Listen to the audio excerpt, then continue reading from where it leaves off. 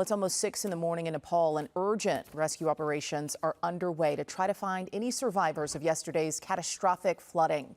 You can see just how quickly the water moved there. Nearly 400 people have been killed, and more bodies are unfortunately expected to be recovered. Now, dozens of Americans are among the 1,400 people that are still missing right now, with homes, hotels, even immigration buildings washed away. There's a lot of anxiety among the South Asian community here in Southern California.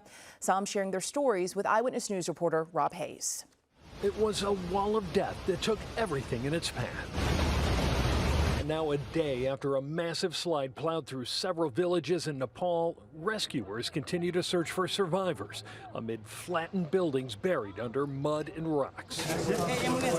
With the infrastructure destroyed, the only way to get victims to hospitals is by helicopter. Almost 4 districts, they have been cut off from the mainland. All the bridges have been washed away.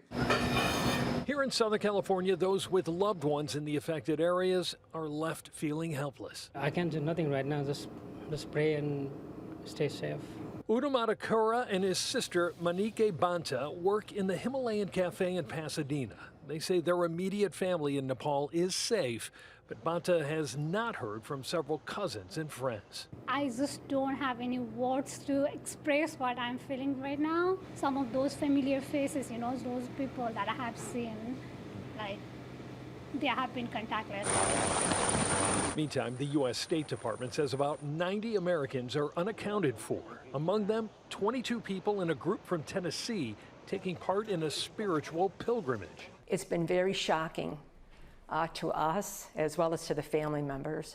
So the best thing we can do right now is get as much information as it comes in. Satellite images show what geologists believe was the cause of the disaster, a huge landslide high in the Himalayas.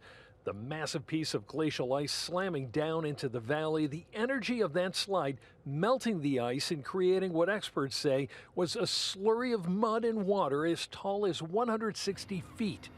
The event so huge, it released the energy equivalent of a 5.2 earthquake that registered on seismographs around the world. The deadly slide traveling more than 60 miles down through the valley at speeds up to 44 miles per hour. And today, President Trump said the U.S. is offering Nepal any aid that they need. In Pasadena, Rob Hayes, ABC 7 Eyewitness News.